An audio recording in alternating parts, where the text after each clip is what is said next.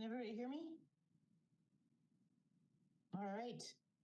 All right, well, it's 5:30 and we have a quorum, so I will call to order this meeting of the Madison Plan Commission for Monday, March 2nd, 2026. And we will start with the roll call. Director Tuttle. All right, good evening, Chair and Commission. We'll start with Alder Field. Here. Alder Glenn. Here. Alder Ugair. Here. Commissioner Bazine. I see Commissioner Bazine. I'm sorry. Didn't.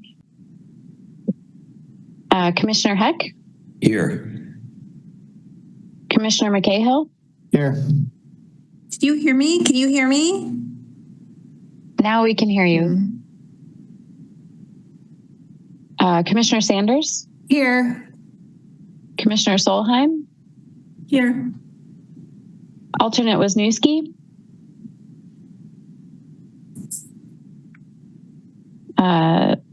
Just a heads up, Darren, I didn't hear you, but I just want to make sure you're not having any trouble with your audio. Oh, how about now? I can hear on my end fine. Okay, great. That works. Yep. School District Rep Chiak. Here. And Chair Gnam. Here. Thanks, Megan. All right. All right, we will start with technical information from our technical facilitator, Jesse Poole. All right, welcome to our virtual Plan Commission meeting. If you lose connection at any point during the meeting, you can reconnect by clicking the link or calling the number in your original email. Members, if you are able, please activate your video and keep it on for the duration of the meeting. Staff, if you are able, please activate your video when you are speaking. Panelists, use the raise hand feature when you'd like to be recognized to speak, ask questions, or request a roll call vote. Lowering your hand will take you out of the queue. Members of the public who have registered to speak, the name you entered in Zoom must match the name you entered in registration. You will remain muted until called upon. The clerk will tell you when your time is up.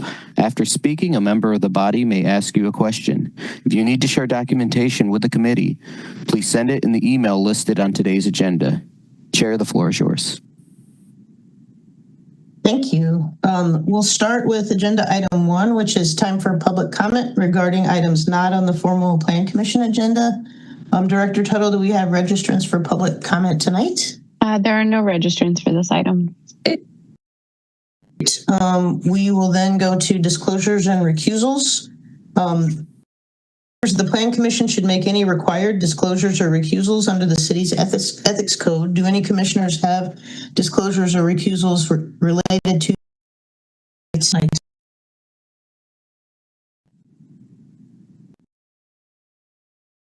No raised hands.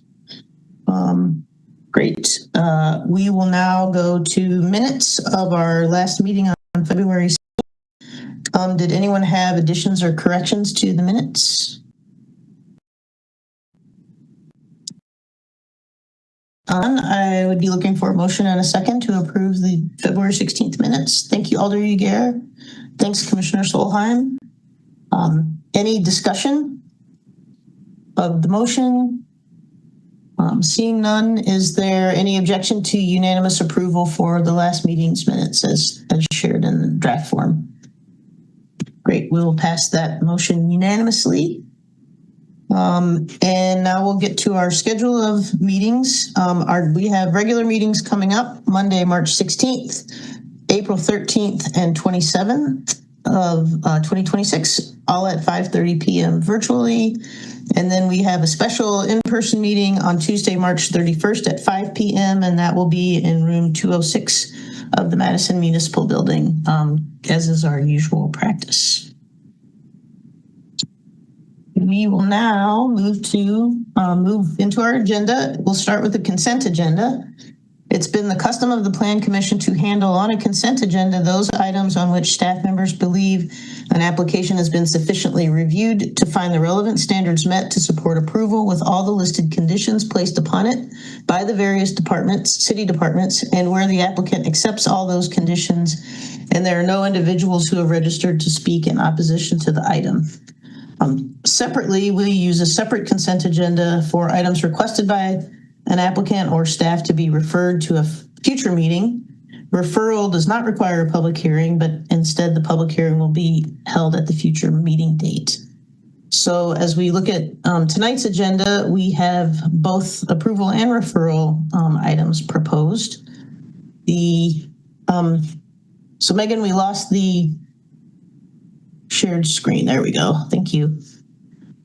So for tonight's consent agenda, for approval, we have items 2, 4, and 6 on our agenda.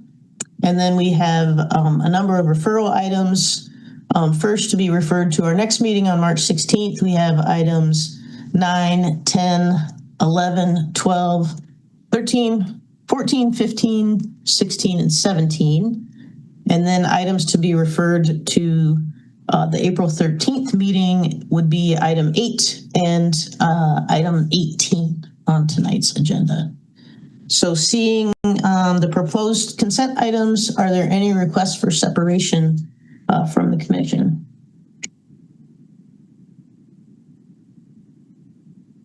All right. All right, if not, we will start with the consent agenda items for approval. Starting with item 2, this is Legistar 92008, authorizing the city's execution of a maintenance agreement with 121 to 123 East Main Street Limited Partnership for patio improvements located in the East Main Street right-of-way adjacent to the property located at 121 to 123 East Main Street, and the city's acceptance of ownership of the improvements in exchange for the ongoing maintenance of the improvements by the adjacent property owner or designee, and this is in Alder District 4. Agenda item 4 is Legistar 91645, approving the final plat of second addition to Hill Valley on land generally addressed as 1050 South High Point Road and 1051 South Pleasant View Road in Alder District 1. And then item 6 is Legistar 91804, creating section 28.022-00746 of the Madison General Ordinances to change the zoning of property located at 2400 Darwin Road from IL Industrial Limited District to AP Airport District, and this is in Alder District 18. So I will open the public hearing and close the public hearing for these approval consent items, and we'll move to a vote. Could I request a motion and a second for the consent agenda? Alder Field, thank you. And Alder Uguer, thank you for the second. Is there any objection to unanimous approval for this consent agenda for tonight? Seeing none, the approval consent agenda is passed. We'll now move to the consent items for referral, and we will start with, I will start with item 8, understanding that that's to be referred to our April 13th, 2026 meeting. Item 8 is Legistar 91511, relating to 2010 through 2030 Pennsylvania Avenue and 1902 East Johnson Street, Urban Design District 4 in Alder District 12. This is consideration of a conditional use in the Regional Mixed Use RMX District and Transit-Oriented Development Overlay District for outdoor recreation to serve a 7-story, 493-unit multifamily dwelling, and that recreation is a swimming pool in the building.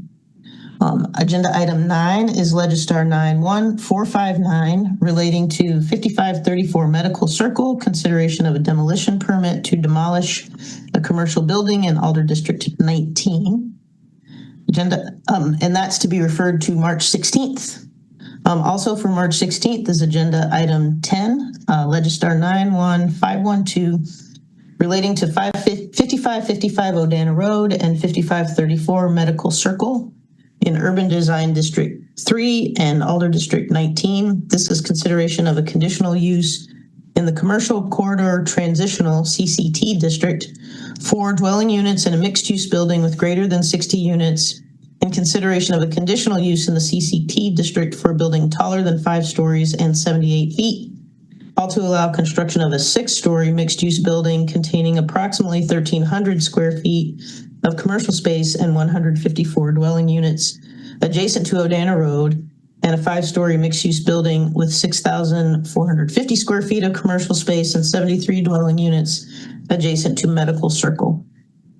Also to be referred to March 16th is agenda item 11, Legistar 91514, approving a certified survey map of property owned by BHP LLC, located at 5555 Odana Road and 5534 Medical Circle in Alder District 19.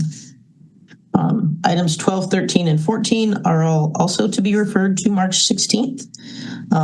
Item 12 is Legistar 90916, creating section 28.022-00742 of the Madison General Ordinances to change the zoning of property located at 411 West Gilman Street from DC Downtown Core District to UMX Urban Mixed Use District in Alder District 2.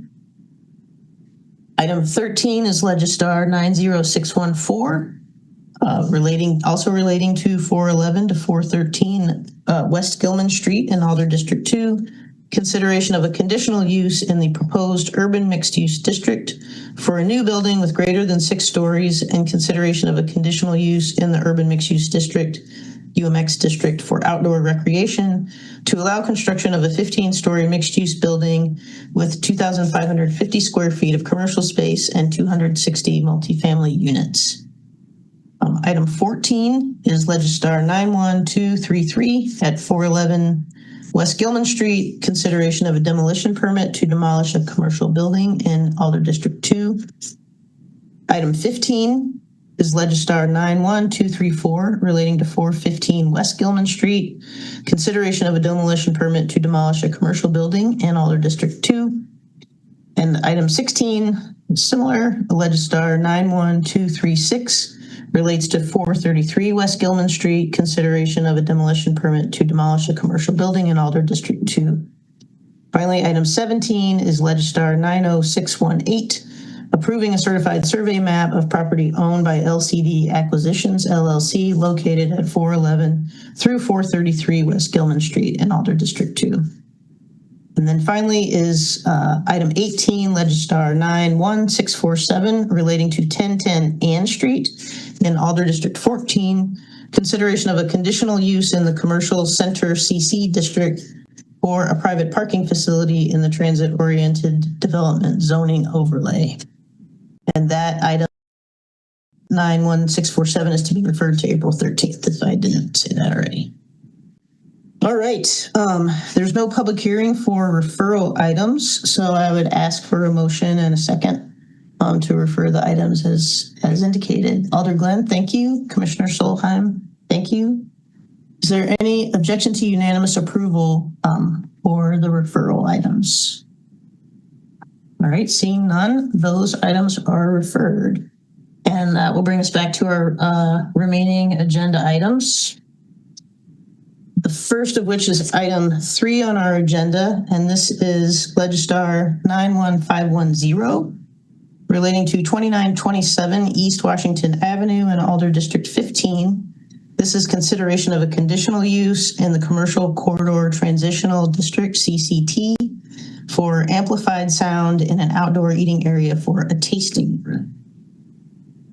So we will start with a staff presentation, and we have Pioneer Parks with us tonight. Welcome. Thank you, Chair and members of the Plan Commission. Item 3 pertains to a request by Minocqua Brewing Company to add amplified sound in their existing outdoor eating area in the middle suite of a multi-tenant commercial building at 2927 East Washington Avenue.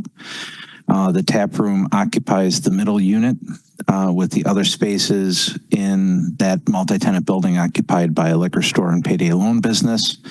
The tap room has an existing outdoor eating area, approximately 1,100 square feet in area, that occupies adjacent to the southwest corner of the building. which was approved administratively in August 2024 per the supplemental regulations for outdoor eating areas associated with food and beverages, which are permitted if the hours of operation end by 9 p.m. and they have no amplified sound. With this application, Minocqua Brewing is asking for approval to have amplified sound in their outdoor eating area, but is not proposing to increase their hours of operation for the outdoor area past 9 p.m.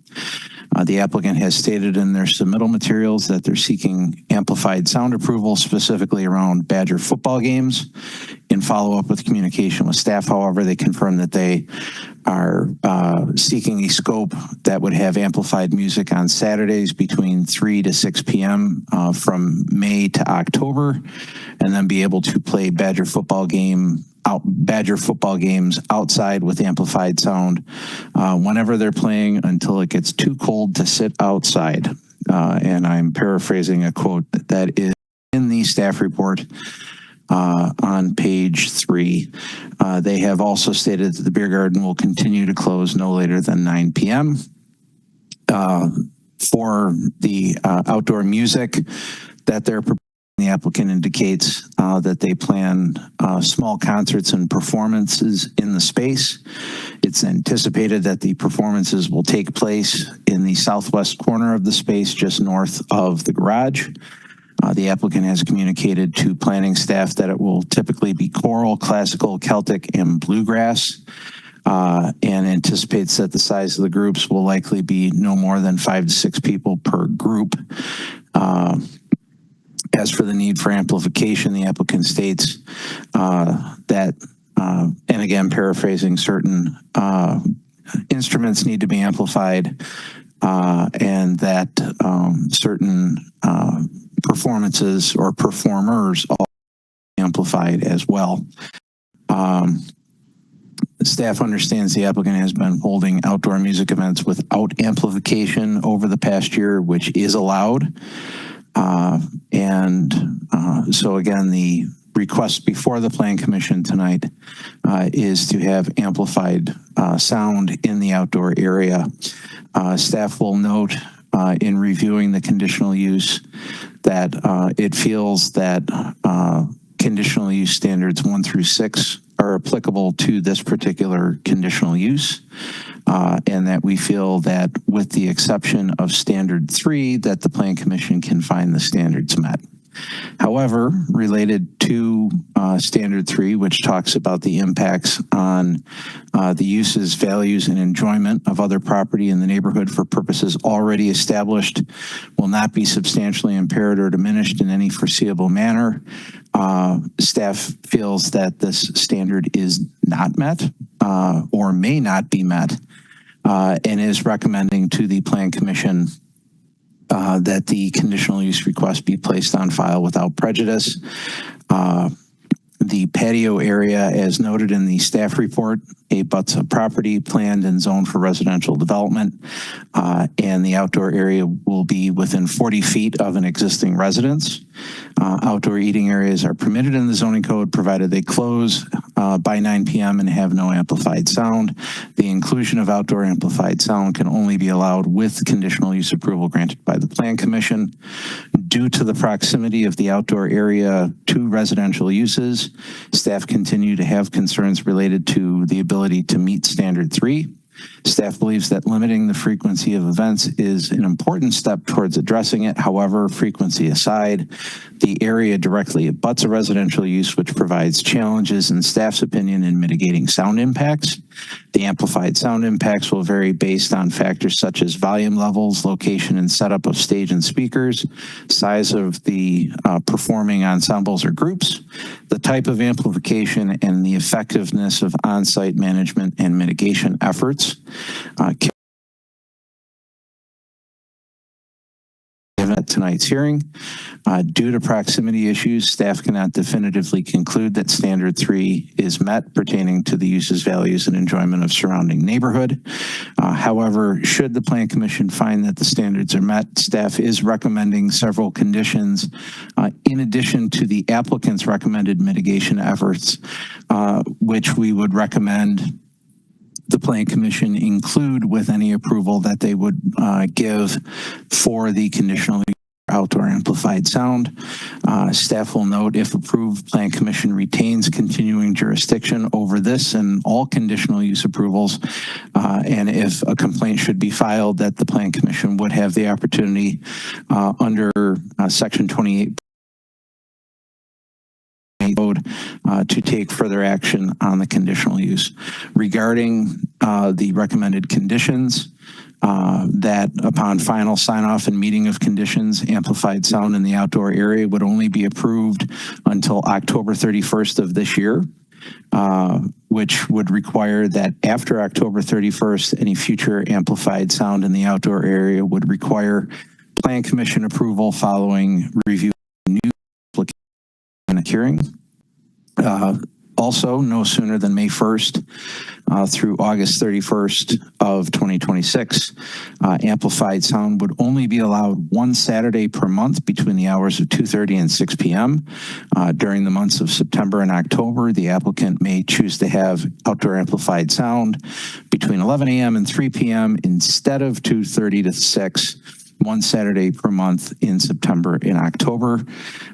We're also requesting a noise attenuation and management plan prepared by the applicant to be submitted to building inspection and planning for approval prior to sign off. And also that the applicant would install a sound mitigating curtain system on the fence surrounding the outdoor area as proposed by the applicant and described elsewhere in the written staff report. An alternative system would be considered if it's determined to be functionally the same or provide a higher level of sound mitigation. Details to be approved by planning and building inspection staff. So in closing, staff is concerned that conditional use standard 3 is not met. However, should the Plan Commission decide that the conditional use standards are met, we are to the conditions outlined in the staff report, and I'll be happy to answer questions after the public hearing. Thank you. Thanks, Tim. We do have registrants for this item, so I will open the public hearing.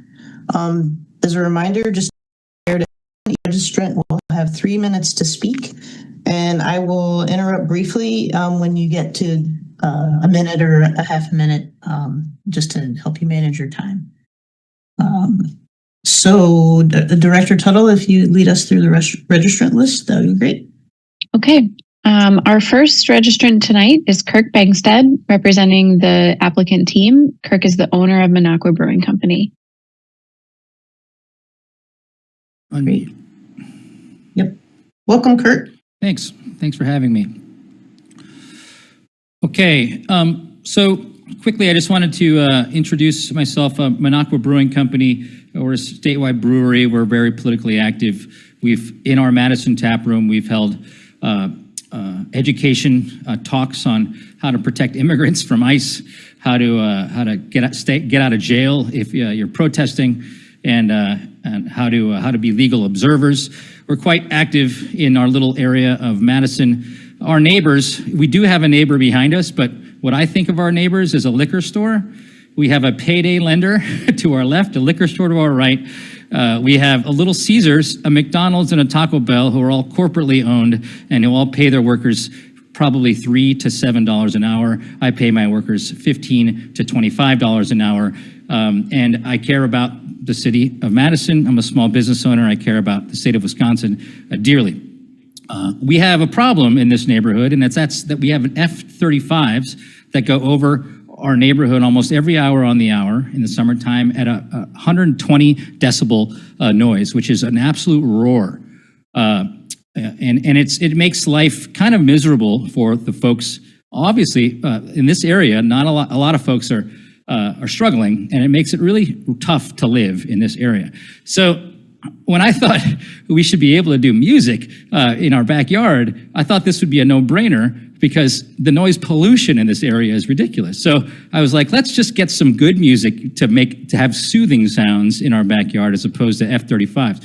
Apparently that was met with some disdain from our neighbors. So I get that.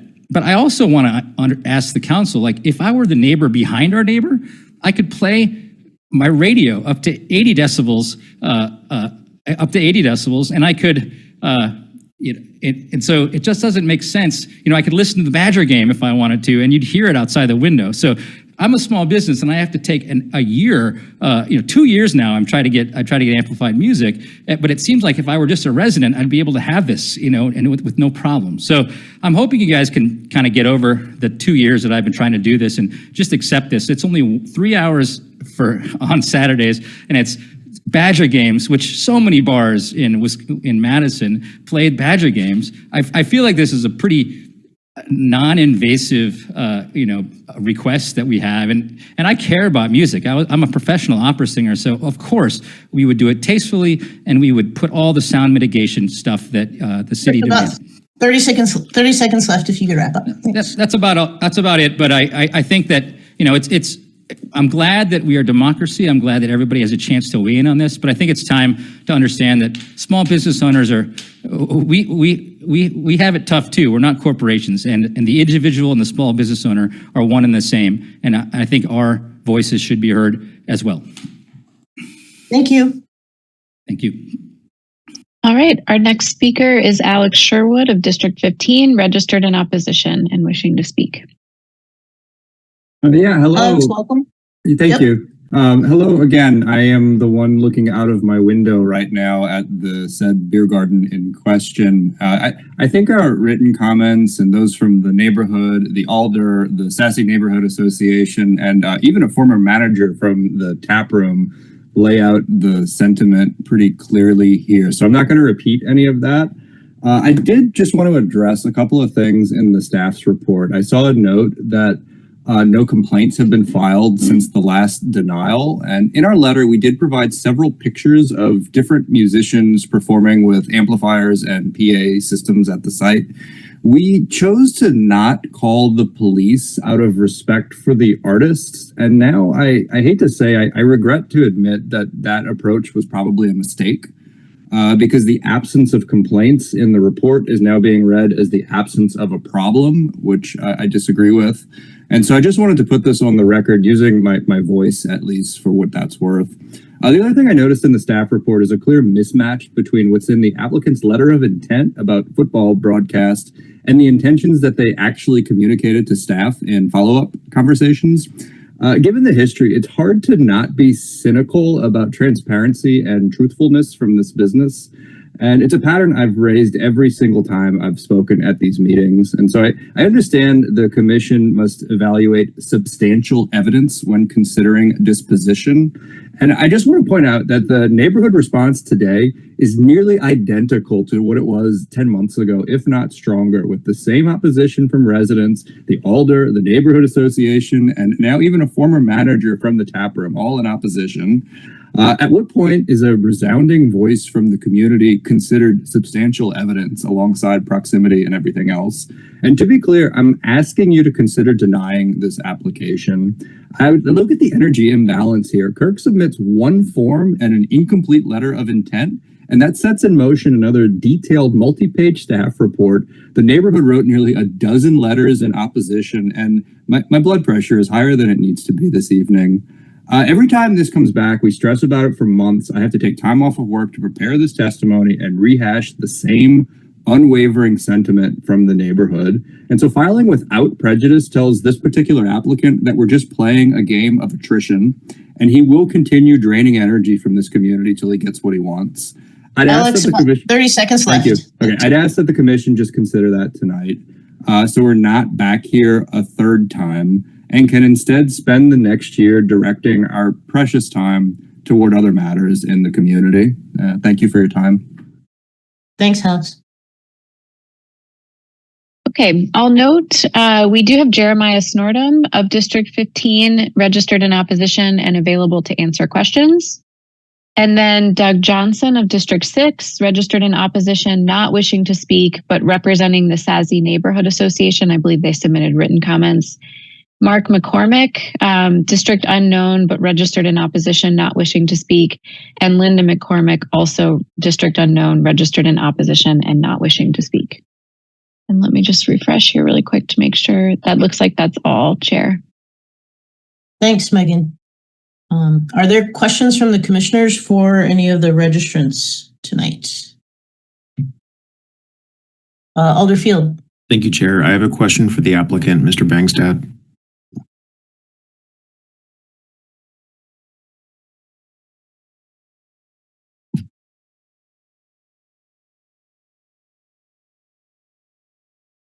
Mr. Bangstad, can you hear me? Chair, I don't see that Yep. person in attendance anymore. Alder, I think he may have signed off. Okay, thank you. Yep. Thanks. It might be something that we can ask staff when we get to that part. Any other questions for registrants? Oh. All right, seeing none, I'll close the public hearing on this item and open up for questions for staff.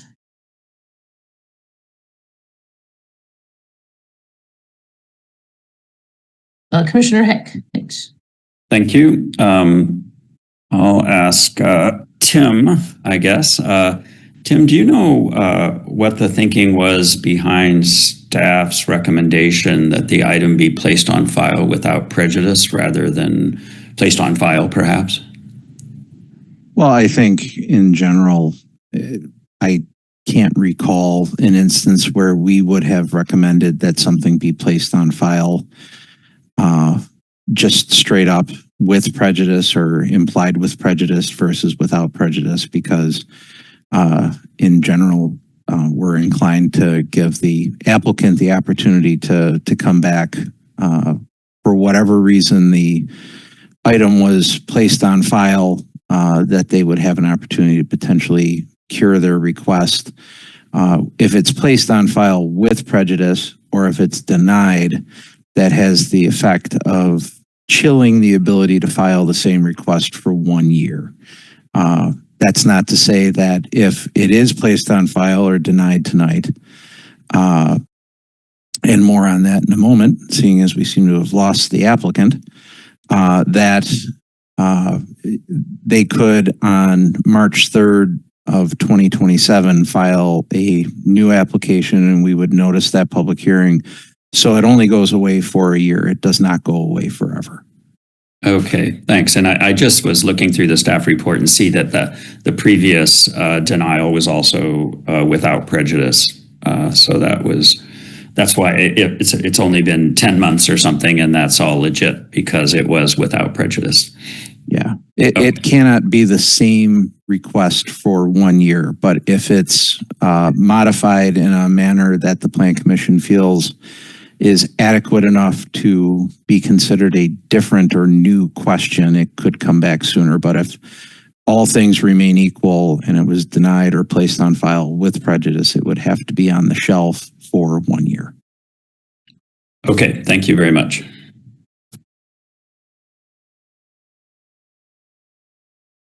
Other questions?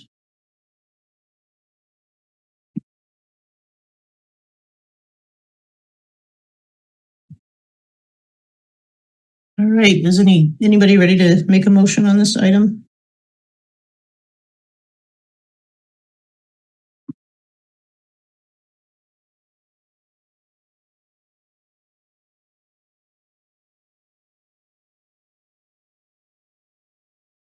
Commissioner Solheim, thank you. I'll move that the Plan Commission find that the conditional use standards are not met, particularly standard 3, due to the proximity to residential uses, which has not changed since we reviewed this last time, and place the request on file without prejudice.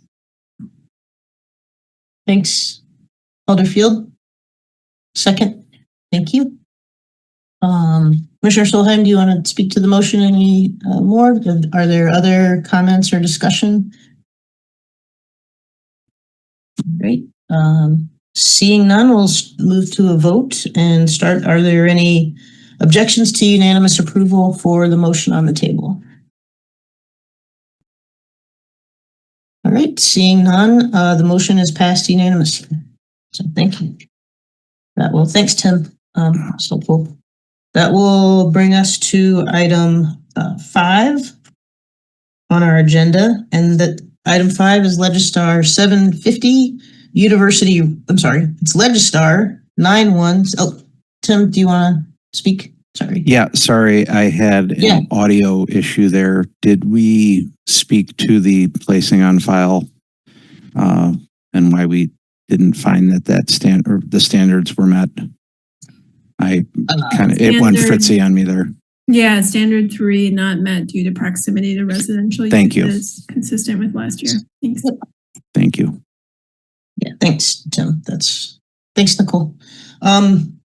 All right, are we ready for 5? Which, if I can figure out which numbers to read first. So that will be Legistar 91646 relating to 750 University Row in Alder District 19. This is consideration of an alteration to an approved Plan Development District Specific Implementation Plan, PDSIP, to approve revised plans for a parking structure to serve an expanded medical clinic. And we will, I think, Tim, are you still with us? All right, we'll hear from Planner Parks to start our discussion. Thank you. Thank you. Me again, Tim Parks for the Plan Commission regarding 750 University Row, which is the Digestive Health Clinic for UW Health. The question was before you in October 2024 to amend the University Crossing General Development Plan and approve a specific implementation plan to allow construction of a 4-story, 189,000 square foot addition to the existing 3-story, roughly 67,000 square foot medical facility, dating back about, which is not quite 15 years old. And with the 4-story addition that was approved in October 2024, UW Health also received approval for a 4-level, 792 stall parking garage. In order to approve the project that was before the Plan Commission and the Common Council in the fall of 2024, UW Health sought relief from 3 requirements in the transit-oriented development zoning overlay related to the clinic addition and parking structure. And those included that 30% of the primary street-facing building facades be set back no more than 20 feet from the primary street, that being University Row, and that buildings occupy at least 30% of the primary street frontage. They also sought relief to allow automobile infrastructure, in this case, a drop-off drive in front of the addition between the addition's easterly facade and University Row. And then also received relief through from the TOD requirements as part of their plan development zoning approval that the parking structure have at least 50% of the first floor facade provide active uses.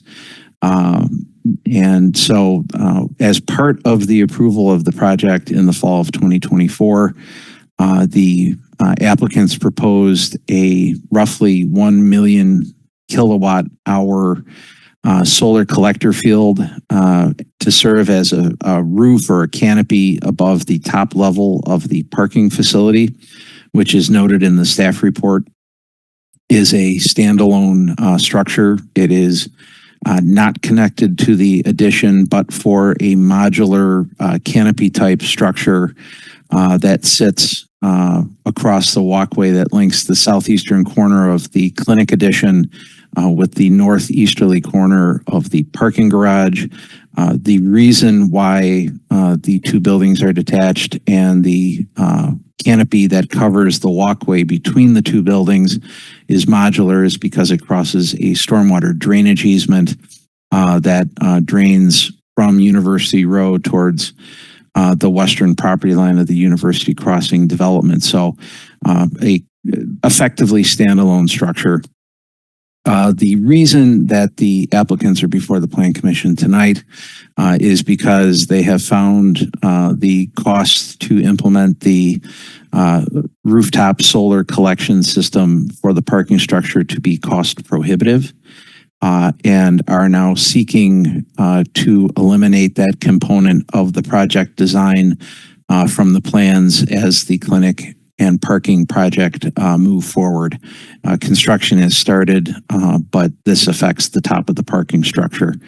The project team originally inquired about this change being a staff level approval as a minor alteration. However, given the inclusion of these solar collectors as part of the design of the parking facility, and that those were cited as a mitigating factor in the October 2024 approval for the parking facility, we felt that it was appropriate for the alteration to be reviewed by the Plan Commission.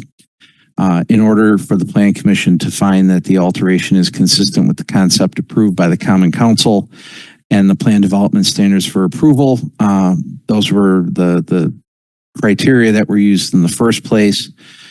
Staff has concluded that removing the solar collectors is regrettable. However, we can't find that the inclusion of the solar panels is a requirement in order to meet the plan development standards for approval, and that we can't conclude that the parking structure would not have been approved without the rooftop solar when it was originally before the Plan Commission. So we are recommending approval of the alteration following comments at the public hearing, and I'm happy to answer questions as we proceed. Thank you.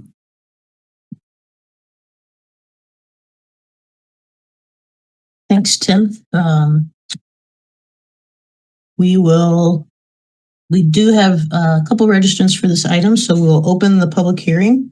Again, we'll stick to our 3-minute time limit, and Director Tuttle, if you'd lead us through the list. Okay, we'll start with Matt Fair, representing UW Health, registered in support and wishing to speak.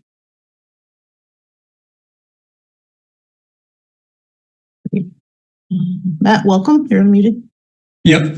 Thank you. Can you hear me? We can, yes. Okay, great. Hi, everyone, and thank you, Chair. My name is Matt Fair, and I'm here representing the development team in UW Health, where I work as a local government relations director. Tim said a lot of what I'm going to say here, but we're here again tonight to ask for your approval of the alteration on the plan development at 750 University Row. And as Tim said, a project that you approved, or this body approved, back in October of 2024. The project's an expansion of the Digestive Health Center. So just to kind of refresh you on what we will have in that new clinic when it opens in probably late 2027, early 2028, there will be primary, adult, and pediatric care, urgent care, imaging and lab services, rehabilitation services, among a lot of other services for the community. And this will take pressure off of some of our existing older and crowded facilities as we try to create greater access for the community when it comes to providing quality regional healthcare. And as you know, part of the project that you approved consisted of that solar array located at the top of the parking structure. And so the alteration that we're asking for is to remove that solar array from the project. We evaluated the financial feasibility of the solar array, of course, during the process of the city entitlement, when we went through the city entitlement process back in 2024. And time in good faith, we brought it forward based on the information that we had then. But the environment in 2026 is much different than it is in it is much different than it was in 2024, economically, politically, and specifically in the healthcare industry. Cost increase are volatile and unpredictable in this tariff on again reality we live in. Federal energy efficiency subsidies have been pulled back. And quite frankly, the future state of healthcare is in real flux these days. So, Matt, you're about a minute left. Thank you. For all those reasons, we don't believe the solar array addition would be a wise one, considering the external factors that I mentioned and the lack of return on that investment. However, we are and will continue to work on other energy saving initiatives that we have been doing and will continue to do across our system that have a greater return on our investment. Most important here, though, is the overall feasibility of this project. While we are definitely disappointed to be here tonight, honestly, at the end of the day, we proposed and you approved a project that allows UW Health to provide remarkable healthcare to more patients in our community who need it.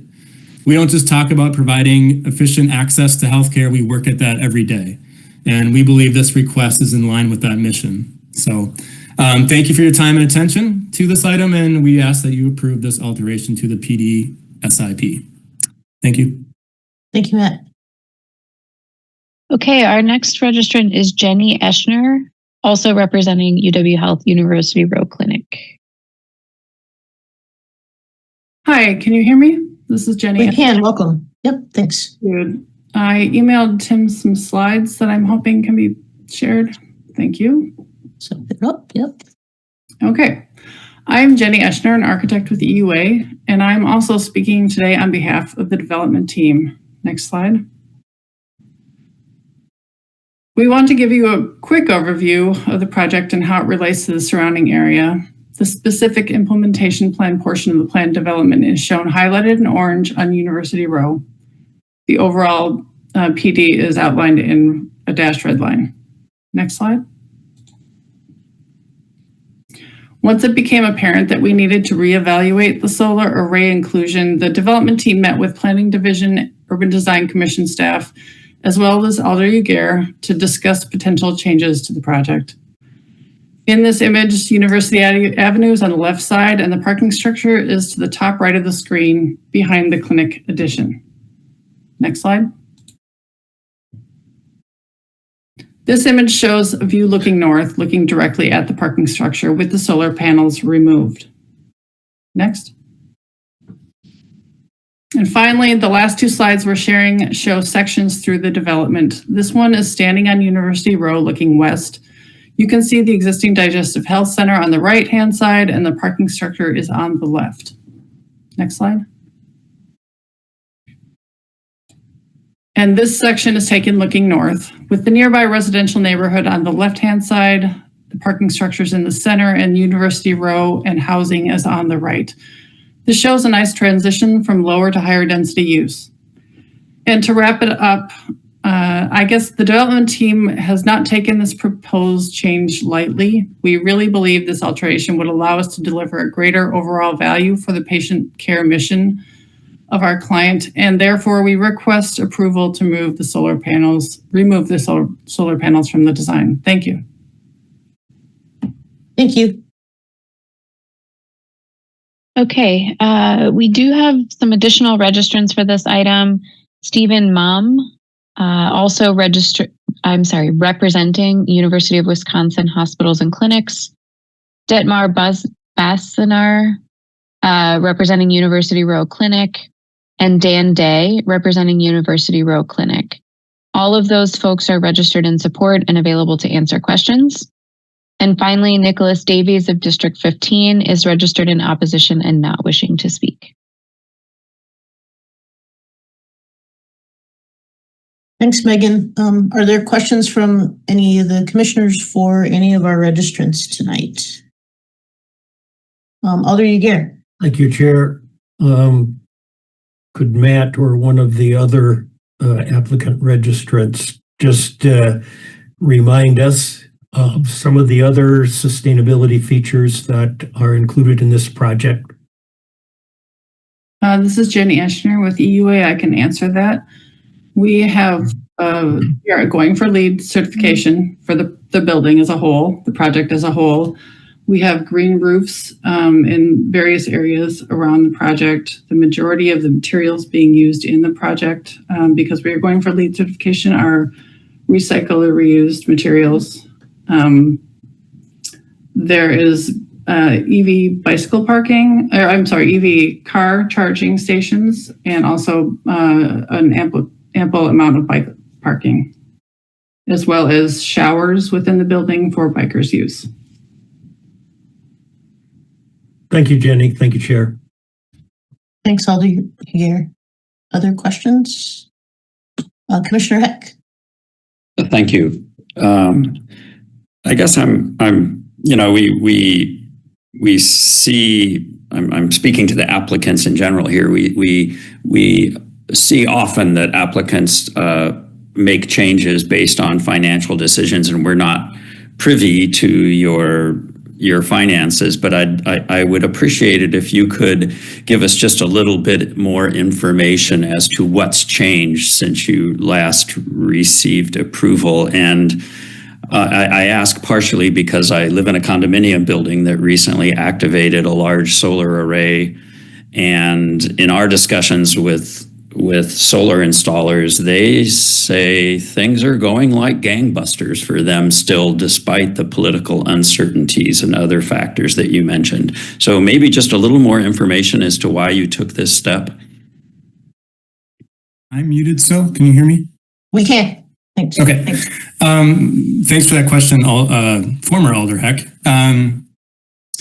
Yeah, I mean, for a solar array this size, we were quite frankly relying on subsidies from the federal government through an efficiency program in the last administration. And I think when that program went away, it was sort of the straw that broke the camel's back. This project would have something like a 25 to 30 year return on investment. And so that coupled with a lot of other access issues that then lead to our system looking for efficiencies in all places led our leadership to make the decision basically that this was something that we couldn't afford for this project to go forward. That is the answer I have for you. Okay, so would UW Health have been able to take advantage of tax credits that are no longer available? Is that some Correct. Okay, that's all right. That's good information. The project I was referring to was installed before the end of 2025, so we got the tax credits. So that's helpful in understanding the finances. Yeah. Thank you for asking. Thank you. If I could just ask a follow-up, is the design of the parking structure such that if the economies of solar were to change in the future, would that be something that could? And I'm not asking for commitment. I'm just asking a feasibility question. Is it feasible to install them after the project is complete if the money were to work out that way? I believe so, but I'm going to pass that to Dietmar if he's on, or Jenny, if you could answer that question. I'm happy to answer. Yeah, the parking structure is structured. The concrete is structured to support a feature system. If that were to be the case, we did that knowing that this might not be. We thought that we wanted to do this, so that was our design intent. Thank you. Thanks. Other questions for registrants?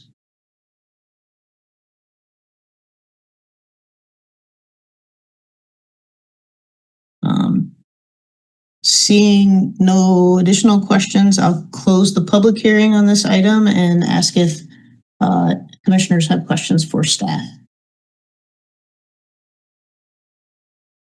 Alder Yeager. Yes.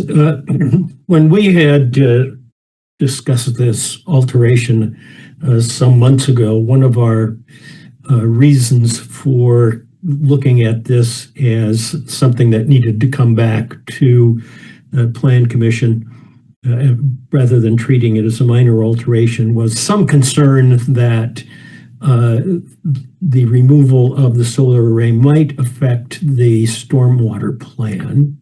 And it appears from the staff notes that the finding was that no, it will not.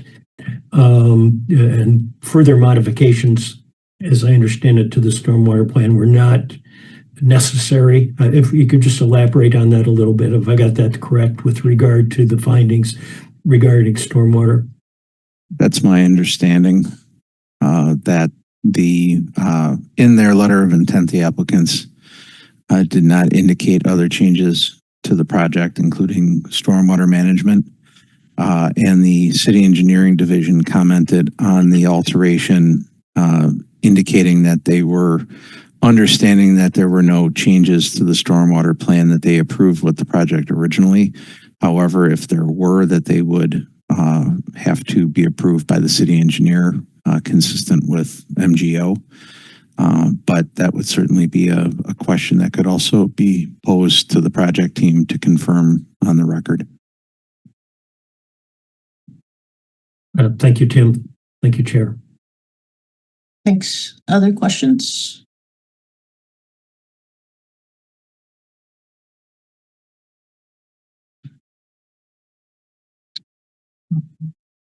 Are we ready to move to the motion?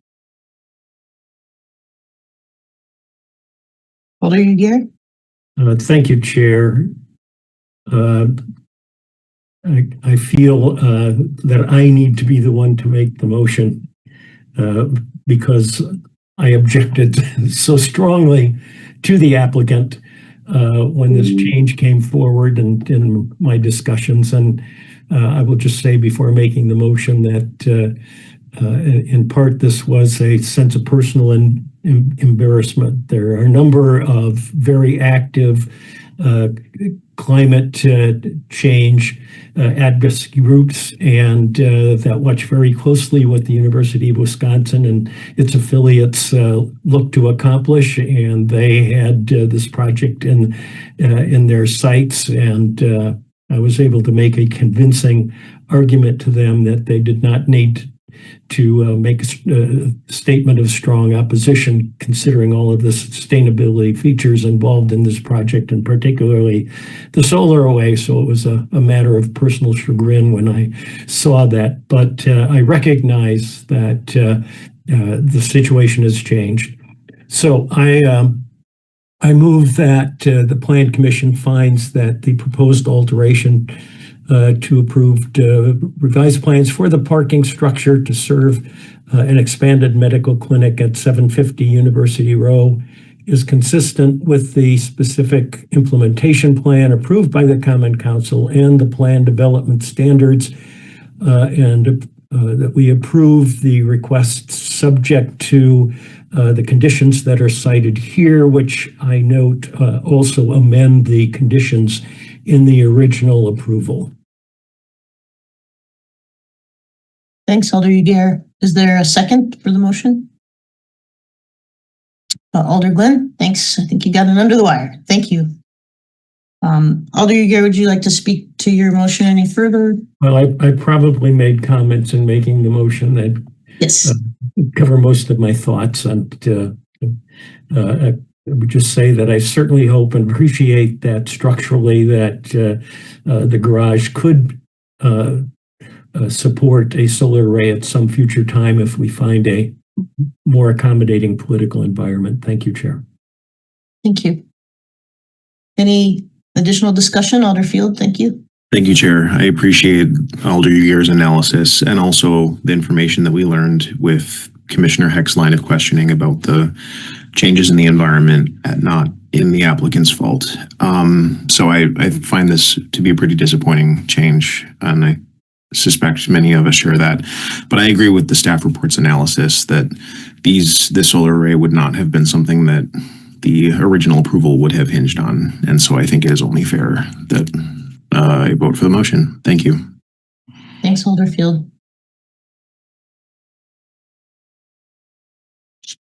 Commissioner McCahill, thanks. Thanks.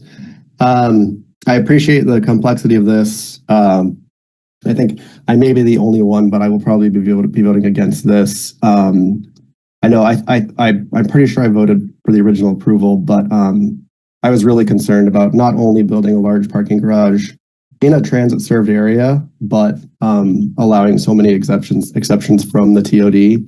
I really didn't see a lot of reason that we had to steer away from so many of the requirements of a structure like this in a transit served area. So I know Tim Park said the garage didn't necessarily hinge on this solar structure, but I mean, I think when we are seeing a project, it's probably a bad precedent that we approve a large parking structure that has a bunch of mitigation attached to it, and then learn partway that, oh, we're just not going to get that piece and we'll throw some other stuff in. Transportation is the largest source of emissions. And so offsetting those emissions takes a lot of work, including installing solar. So I just would not want to set this precedent, and we'll vote no. Thanks, Commissioner McCahill. Any further discussion? If not, I'll call the vote. And I think I'll start and say, is there objection to unanimous approval? And I expect one. If there's more than one, then maybe we'll do a roll call vote. So Commissioner McCahill, thank you. Megan, we should just do the roll call vote, right? Yeah, I mean, I think that would be useful, Chair. Okay. Yeah, thank you. Okay. Alderfield? Aye. Alder Glenn? Aye. Alder Ugair? Aye. Commissioner Bazine? Aye. Commissioner Heck? Aye. Commissioner McCahill? No. Commissioner Sanders? Aye. Commissioner Solheim? Aye. Okay. The ayes have it, Chair. Thanks, Megan. All right, that item is passed, and we have one more item. This is item 7 on our agenda, Legistar 91513. It's a substitute approving a certified survey map of property owned by CAH Co. Johnson LLC and Hooper Corporation, located at 2010 through 2030 Pennsylvania Avenue and 1902 East Johnson Street in Alder District 12. And I would note that item 7 is related to item 8, which is a conditional use application for the same property, and item 8 has been referred to a future meeting given activity related to the project at the Urban Design Commission, which hasn't yet been completed. So we are just looking at the certified survey map tonight, and we'll start with Planner Parks. Thank you. Thank you, Chair, members of the commission. One more time regarding item number 7, as the chair noted, the question before the Plan Commission is taking a 7.9 acre area comprised of 3 parcels and many platted underlying lots and combining it into one lot in anticipation of development of a multifamily dwelling. The multifamily dwelling, the site is zoned RMX. A portion of the site is located in the transit-oriented development overlay. The proposed development following the certified survey map is a permitted use in the RMX zoning district and TOD overlay. The question that comes before you later, now on April 13th, is whether the proposed multifamily dwelling can have an outdoor recreation component, in this case, a pool. So the design of the project is the purview of the Urban Design Commission. The approval of the pool or the multifamily dwelling is a conditional use that will come back to the Plan Commission later. The certified survey map is required in order for the building to be built across the many platted lot lines that comprise the existing parcels. And the certified survey map is attached to the legislative item. And I believe we will have a presentation from the project team basically identifying the current parcel boundaries and showing the proposed lot line. Staff is recommending approval of the one lot certified survey map to combine the parcels for the future multifamily development, subject to the comments and conditions in the staff report. And I will be happy to answer questions after the public hearing. Thank you. Thanks, Tim. I will open the public hearing on this item, and Megan, if you want to introduce our registrants, or yeah. All right. We'll hear tonight from Joey Wisniewski, representing New Land Enterprises. I believe Joey has a presentation that he will briefly walk us through. Yes, hello. I think Tim has that dialed up. Thank you, Plan Commissioners and Alders. My name is Joey Wisniewski. I'm the Senior Development Coordinator for New Land Enterprises, headquartered in Milwaukee. We are a mixed-use multifamily developer that really is community-focused. We have over 2,200 units in our portfolio that we not only have developed but manage. So we are the property managers. We are the folks on site We also includes about 200,000 square feet of commercial space. So when we develop, we look at the community as a whole within our building and how that building reacts with the rest of the community. We can go to the next slide. But what with the matter before you today is the certified survey map for the existing parcels from 1902 East Johnson to 2010 and 2030 Pennsylvania. Next slide. So as Tim mentioned, it's currently zoned RMX. So future development plans would be fit into that zoning. But right now, I think we're just looking at the CSM. Next slide. So here's the whole existing site that we are currently under contract with the Hooper Corporation to propose our redevelopment. On the southern side here would be kind of towards the left, kitty corner from the public market, with some industrial buildings in the middle and on the north side. Next slide. So here are the existing parcel lines, and then the next slide has the proposed lot lines. So just anything pertaining to the development, the CSM, anything about New Line, we'd be happy to answer any questions. Thanks, Joey. Okay, those are all of our registrants for this item, Chair. Great, thanks. Any questions for our registrant on this item?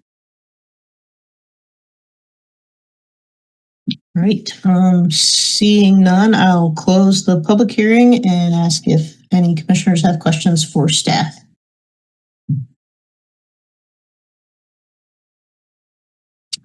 Alder Glenn, thanks. Hi, I do have questions. Quite a few of them kind of got emailed, and I'm hoping that maybe I don't know how to handle that, if I should ask that the answers and questions just be entered in at some point. But Kevin and I had met with staff earlier today and just had some questions, just mostly from a community kind of outward facing questions that we often get around processes. And so, Tim, do you want me to answer them again, or does the team? How do y'all want me to handle that? Thanks, Megan. Yeah, I would. I'll just. Well, maybe Megan's going to say the same thing, but I was just going to say that Planner Furco did send some of the questions in a summary to the commission. I don't know, a little before our meeting, right before our meeting. Yep, I just seen them. Yep, and so that's why I was wondering how to handle. Yeah, right. So I think we could put that in the record, but Megan, I'll defer to you as the secretary. Yeah, Alder, we can definitely attach those written responses to your questions to the record for the meeting if you'd like. I did want to note that for everyone on this meeting right now, for the record, the Alder sent about a dozen questions, including a few that were for the applicant. And so I did want to just note that if you would like the applicant to respond to any of those questions, we would want to reopen the hearing and ask them tonight, because the written responses did not include, actually, did they include responses from the applicant? I'm sorry. Okay, so you got those. Okay, great. Then in that case, I think it's up to you to decide if you feel like attaching those written responses to the record is sufficient. I could summarize a few if you think that would be helpful. Okay. Yes, summarize a few and then attach them. And then I also just want to kind of say, appreciate the answers from the applicant. I was going to ask, but I appreciate the transparency in just the process and understand that the rules of what he had to answer, but that transparency in answers was wonderful. Great. I'm glad that was helpful. And yes, thank you to the applicant for quickly responding. And thank you to Kevin, who's not here tonight, for his help to coordinate with many city agencies to put these responses together. I think one of the things I do want to note, just because it is somewhat uncommon for the commission to see a project of this scale and to see just one piece of a project of this scale, is that this is an example of a project that ultimately will be a fairly large mixed-use development that is considered a permitted use under our zoning code. That is the result of several intentional planning and policy efforts that this council or this commission, the council, and previous elected officials have made over time to help direct and facilitate growth into areas where we've planned for it and have ensured that the facilities and infrastructure are in place to help us manage that type of transition. So the project on the whole will be a permitted use, which means that after approval of a CSM and the small portion of the project that will be a conditional use, the project will be reviewed through a robust technical review process that we call site plan review, involving many agencies to ensure that it can be approved and that we have the right mitigations in place for its approval. It will still be reviewed by the Urban Design Commission, though, as a new construction project within an urban design district. So you heard reference to that tonight. That will be going to the Urban Design Commission later this week for review. So tonight you are looking at just the approval of the land combination that Joey articulated at the beginning of the meeting. We don't know all of the details about the next phase of this project yet. We know that the applicant has pursued the first phase of this project. We understand that the second phase of this project will likely include a number of commercial uses, but that is not before the city right now. And so it's possible that as we know more of the details about what that next phase looks like, that there could be other components of it that could come before the Plan Commission for approvals. We just don't know all of those details today. There are a couple of detailed questions about some of the dedications and easements that are on the CSM. I'm happy to speak to them if anybody has questions about them. But I do know that a bulk of the questions that Alder Glenn sent were actually responded to by the city's engineering team related to some of the environmental contamination issues. Ultimately, this is a site that has continuing jurisdiction by the Wisconsin DNR. And so that means that there will be certain requirements for how excavation and construction happen on this site. My understanding is that probably many of those details are not fleshed out yet, as this project is still in its early phases. But the team will be required to comply with the rules and regulations of DNR as part of that process. There's a small portion of the city's interests in this CSM that relate to some of those environmental concerns. This is something the Alder asked about specifically. For the city to accept dedication of land, we do require an environmental site assessment to be provided to the city so that we understand and have documentation of any contamination or any environmental concerns that may need to be remediated as a part of that dedication. So there is a condition on the plan related to that. On the CSM related to that, as well as some conditions related to making sure they have the right approvals in place from DNR before the city can execute some parts of its approval process. I think I'll pause there, and if there's any other kind of specifics that you'd like me to touch on, we can get into that. Otherwise, we're happy to post these answers online.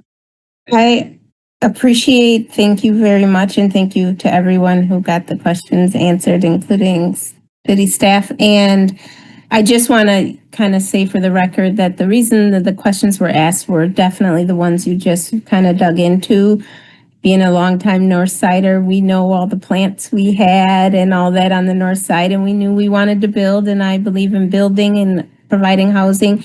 And I know there's often questions with the environmental groups and just general public with things that are in our control, out of our control, whose control, and just so that transparency. So I wanted to ask the questions so they were on the record. So as questions comes up and we build and understanding what we are voting on tonight, that there was this learning kind of lesson. You know, planning is big, and as an Alder who's on it and learning, it's still a crash course in what we do and how we do it. And I just thought it was a really great opportunity to do a transparent learning thing for those people that can look on. So thank you for everyone for obliging.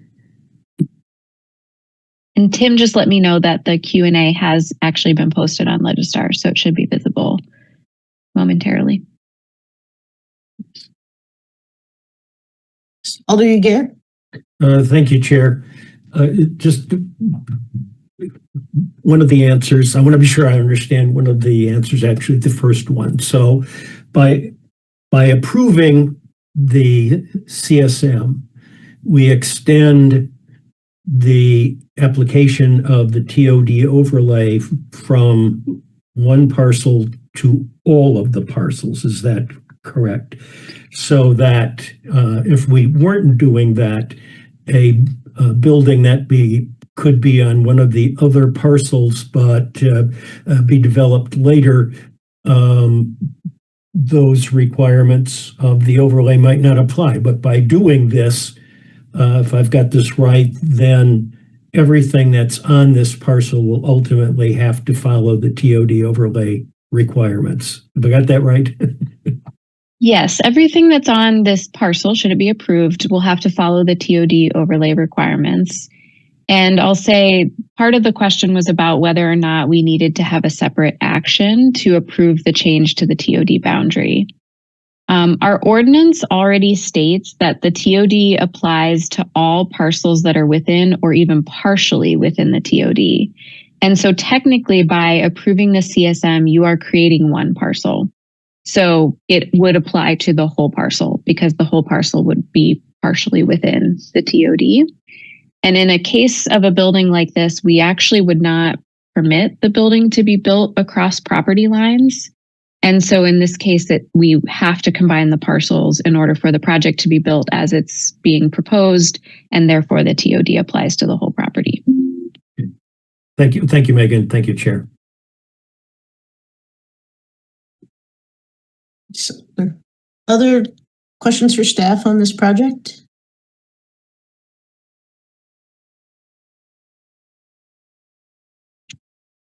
We have before us the recommendation to approve the certified survey map. Is anyone ready to make a motion on that?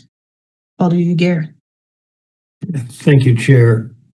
I move that the Plan Commission finds the approval standards for certified survey maps are met and that we forward the certified survey map for 2010 and 2030 Pennsylvania Avenue and 1902 East Johnson Street to the Common Council with a recommendation of approval.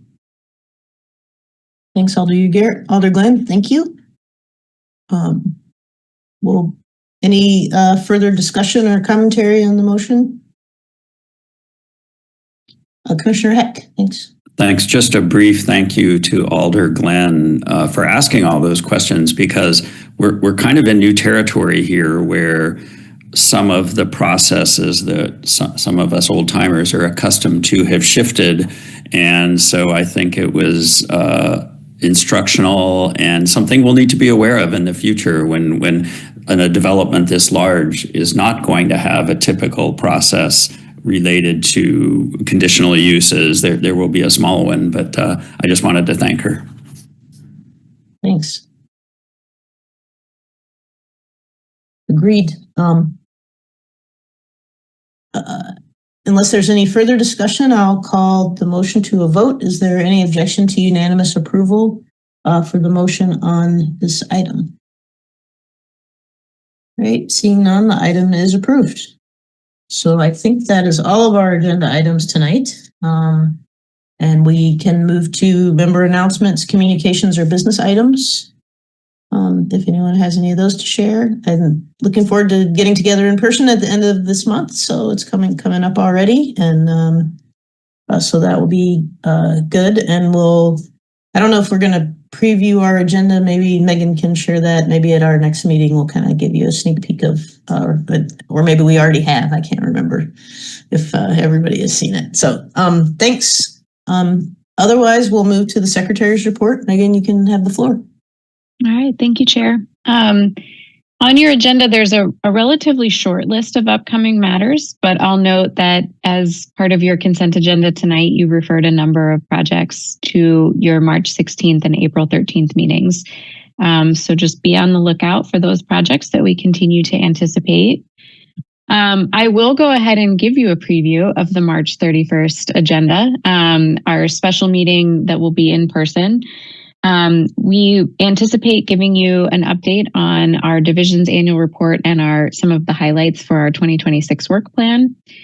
We will be sharing the housing snapshot report. You may have seen the city recently released its biannual housing snapshot report that takes a deep dive into some of the housing characteristics and needs across the city. So we have some folks that worked on that report that will be giving a presentation of that report to you at your meeting. And then we also will do a little bit of a summary of Housing Forward in terms of what was accomplished last year, what we anticipate coming up this year. And the chair asked if we could have some folks there that could talk a little bit about some city-led development, because that's also part of our Housing Forward objectives, but is not something that is always directly in front of you. So we're working on trying to fold in some updates on the other areas outside of the zoning policy discussions that you're typically a part of. Specifically, there's one zoning change that we will highlight as part of that discussion, which has to do with the rezoning process for former plan developments that largely apply to single-family zoned neighborhoods. So we'll hear a little bit from zoning on the work plan for that item as part of Housing Forward.